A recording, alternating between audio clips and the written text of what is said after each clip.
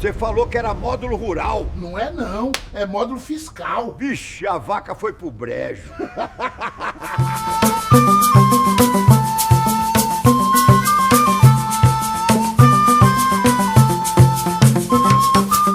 Olá, eu sou o Marcos.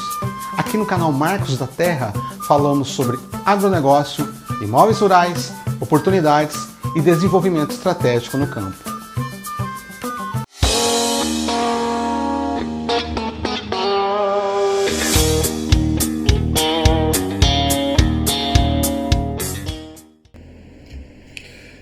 Bom, então vamos começar. Hoje nós vamos falar sobre módulo rural e módulo fiscal. Lembrando que não são apenas conceitos teóricos. Será utilizado no crédito fundiário. Daí a importância de vocês não perderem a próxima aula, que será sobre crédito fundiário. Por que é importante? Porque você, com as informações do que é módulo rural e módulo fiscal, você poderá ter acesso ao que é financiamento rural, como aplicar isso, que área pode ser desmembrada, considerando módulos, se esse imóvel, o tamanho desse imóvel é considerado minifúndio, pequena ou média ou grande propriedade, por exemplo, para o INCRA. Se tem a viabilidade jurídica de compra e venda e sucessão, e também se aquela propriedade está enquadrada nas políticas públicas do governo. Bom, vamos lá.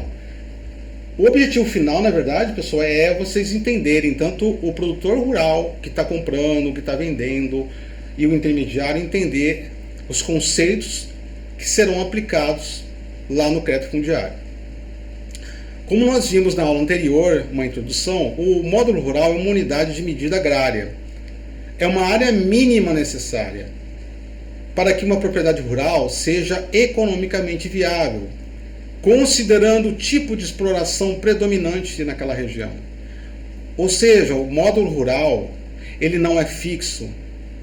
Ele depende da atividade que será feita na propriedade rural, a tecnologia que será utilizada, as condições do solo e do clima, a localização geográfica. Portanto, o módulo rural foi concebido para avaliar a viabilidade econômica e não apenas o tamanho físico. O que influencia no tamanho do módulo rural? O tipo de cultura ou atividade. Nós veremos que um módulo rural para café é uma coisa, para soja é outra, para pecuária é outra, para hortaliças é outra. A tecnologia utilizada, que o produtor rural utilizará, a intensidade dessa exploração e as condições naturais. Por isso, o módulo rural não é um número padronizado, como será o fiscal. Vocês verão que o módulo fiscal é possível de ter você tem uma determinação do INCRA para isso. O módulo rural não. O módulo rural você vai saber só na hora que começar a criar o projeto de financiamento ou de crédito rural. Vamos pegar alguns exemplos práticos. Olha só. Imagina, no exemplo 1, uma agricultura intensiva, né? Seja de produção de hortaliças irrigadas, por exemplo, de alta tecnologia, uma pequena área de alta produtividade. Nesse caso, um módulo rural representará de 5 a 10 hectares. Vai depender do quê? De todas as determinantes, aonde está localizada, que tecnologia será utilizada, que tipo de hortaliça será produzida, entre outros. Por isso que não é um número fixo, é de 5 a 10 de hectares. Vamos imaginar então café na Mogiana. Mogiana é uma região aqui do interior de São Paulo.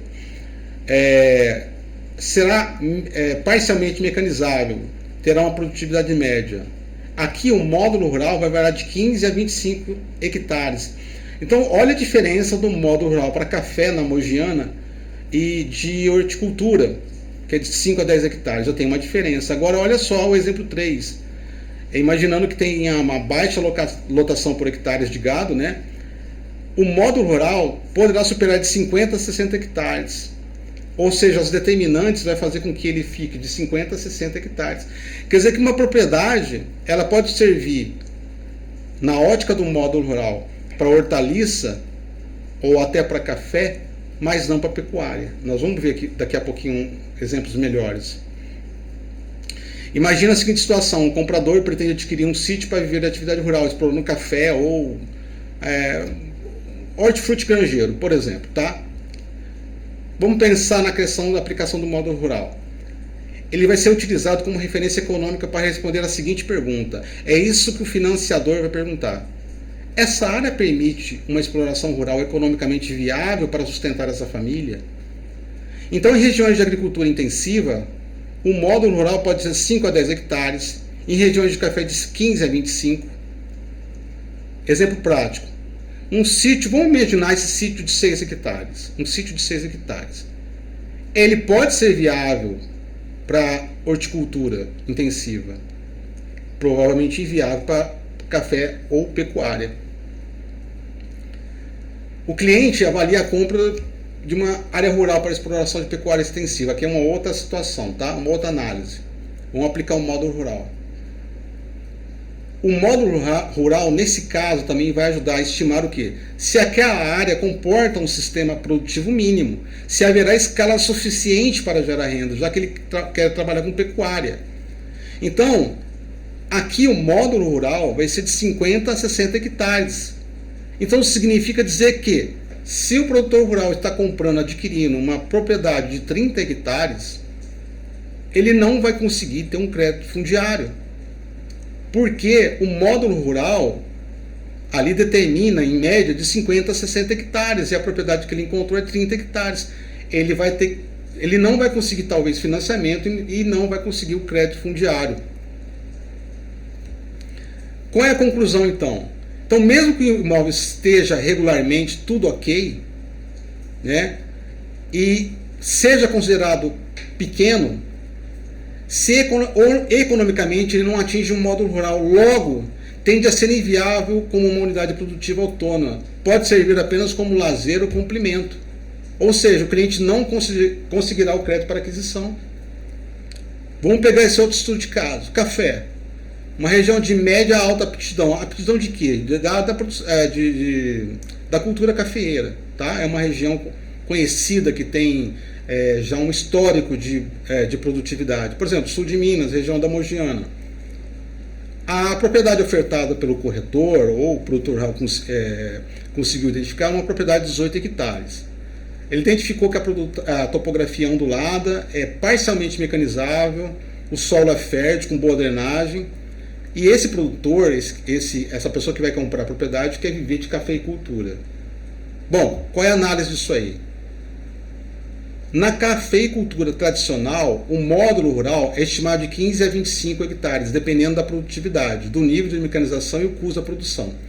Resultado, essa área, essa aqui, que nós acabamos de oferecer, ela atinge aproximadamente um módulo rural, né? Então ela é economicamente viável. Mas no projeto, quem está analisando, quem está criando um projeto, o engenheiro agrônomo ou outros profissionais, vai dizer o seguinte: olha, vai ter que ter um manejo técnico correto, para que não haja endividamento excessivo. E vai ter que ter uma certa diversificação, área de reserva ou outra atividades, por exemplo, como hortaliça complementar. Isso vai estar no projeto de financiamento. E o produtor rural, aquela pessoa que está querendo o financiamento ou o crédito fundiário, vai ter que seguir. Tá? Qual é a decisão nesse caso? É indicado essa propriedade para um produtor familiar, com sucessão para sucessão rural, e tem a renda principal com café. Por quê? Porque nessa propriedade, 15 hectares aí, de um módulo rural mais ou menos, tem baixa margem, e se houver uma queda de produtividade ou de preço, vai comprometer as finanças para o pagamento do financiamento. Porque a gente sabe que, por exemplo, no café não basta ter terra, é preciso ter escala, né? Aliás, quase como tudo, né? Mas no café, se você não tiver uma escala mínima, você não paga nem as contas, né? Olha como exemplo aqui, olha que legal isso aqui. Então, uma propriedade de 18 hectares, uma propriedade de 40 hectares, uma propriedade de 6 hectares, tá? Uma área, tá bom? Para café, 18 hectares é aproximadamente um módulo rural. É viável. Mais 40 hectares para pecuária extensiva, um módulo, ou aproximadamente um módulo, é limitada. 40 hectares equivale a menos de um módulo. E ela é inviável. Então, tem uma propriedade, conseguiu uma propriedade, vai tentar financiamento para pecuária extensiva, uma propriedade de 40 hectares, gente, 40 hectares. Aliás, vocês perceberam que a gente está falando de alqueire aqui, né? É tudo hectare até agora. Não vai ser viável, não vai conseguir o financiamento. Mas que interessante, para a horticultura, uma propriedade, uma área de 6 hectares, que equivale a menos de um módulo, aproximadamente um módulo, na verdade, ela é viável. Olha que coisa interessante. O módulo rural foi concebido no Estatuto da Terra, ou seja, é a área mínima necessária para que a exploração rural seja viável e considera de novo as condições locais. Portanto, módulo rural não é fixo, ele não é padronizado por município e depende da atividade explorada. Então não há uma pesquisa, não há consulta online, como no INCRA, como nós veremos daqui a pouco no módulo fiscal. Não tem um único número aplicável a todos os imóveis e todas as regiões de todas as cidades. O módulo rural não funciona assim, tá bom? Mas aonde que você pode pegar mais informações? Onde então nós podemos acessar mais informações? O site da Embrapa, ele é excelente, porque ali tem bastante informação de zoneamento agrícola, aptidão agrícola das terras, sistema de produção por cultura.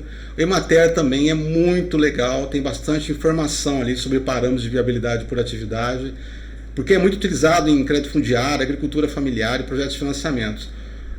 O Banco do Brasil, o BNDES e os agentes do Pronaf também costumam ter bastante informação. Lembra que isso aqui são elaborados por engenheiros agrônomos, principalmente, tá? Mas não só. Porque ali é observada a área mínima exigida para sustentar o projeto, o fluxo de caixa projetado, a escala produtiva mínima. Gente, lembra, não tem mágica nisso aqui. O governo só vai oferecer dinheiro para você se ele saber que você tem condições mínimas de pagar. O banco vai te oferecer dinheiro se ele saber que tem condições mínimas de você pagar, né? Então, o módulo rural, ele é um dos elementos para a aquisição de propriedade, mas ele é bem complexo. Lembrem bem disso, tá? O módulo fiscal. Vamos falar agora do módulo fiscal? O módulo fiscal é uma unidade de medida definida pelo INCRA para cada município brasileiro, expressa em hectares. Aqui sim, o módulo fiscal, sim, ele é utilizado, ele serve de um site do INCRA para oferecer, para demonstrar para as pessoas o que equivale um módulo fiscal. Porque ele é utilizado principalmente para a classificação de propriedade rural, a definição de pequena, média e grande propriedade, para análise de políticas públicas, se crédito fundiário rural e regras de desmembramento e parcelamento do solo. Ele é muito interessante, tá? Daqui a pouco vocês vão ver aonde que vocês vão conseguir essas informações. Isso é mais para informação do que é um minifúndio, né? Porque, na verdade, se você considera uma grande propriedade, extensa propriedade, média propriedade, é através do módulo fiscal, né? Para o INCRA, minifúndio é uma área inferior a um módulo fiscal. E grande propriedade acima de 15 módulos fiscais. Contudo, olha que coisa interessante. 15 módulos fiscais no sul é um valor. 15 módulos fiscais na Amazônia é outro valor. Então, nem sempre que é uma grande propriedade num determinado local é no outro. Então, o que você vai fazer? Você vai acessar o site do INCRA para obter essas informações. Como exemplo apenas, olha só, vamos pegar esses municípios, Chapada de Natividade, no Tocantins. Um módulo fiscal lá equivale a 80 hectares. Já em Campo Grande é metade.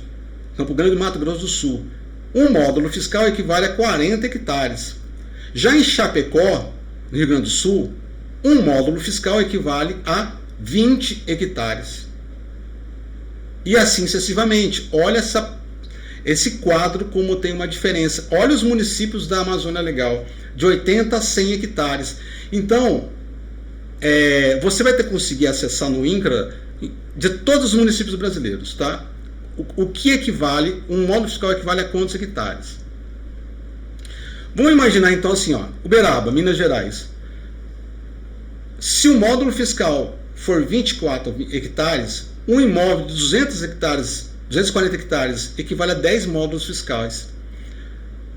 em Campo Grande, se um módulo fiscal equivale a 40 hectares, um imóvel de 400 hectares equivale a 10 módulos fiscais. Mas em municípios da Amazônia Legal, por exemplo, um imóvel de 400 hectares pode representar de 4 a 5 módulos fiscais. Então, gente, olhe esse quadro e perceba que o quantum do módulo fiscal, ele é uma tabela determinada pelo INCRA e depende do município, depende da localidade. Olha que diferença dos municípios da Amazônia Legal e para, por exemplo, Uberaba. Isso aí que é importante. Mas olha que legal. O bom é que você tem esse acesso à informação muito fácil. Acesse o site do INCRA na página Consulta de Índices Básicos. Lá você vai selecionar o estado e o município, vai aparecer, tá bom? Mas tem mais informação lá legal. Lá vai te dar qual é a fração mínima de parcelamento naquela cidade de propriedades rurais. E também, olha que coisa interessante, limite de aquisição por estrangeiro, né? Por lei, o estrangeiro ele pode até comprar terra no Brasil, mas tem um limite. E esse limite não é nacional, é por município. Olha que coisa interessante, lá você vai ter essa informação, tá? Então, basicamente, nós vamos entender algumas coisas aqui. Para finalizar, módulo rural e a relação com o módulo fiscal. O que nós estamos falando aqui, então?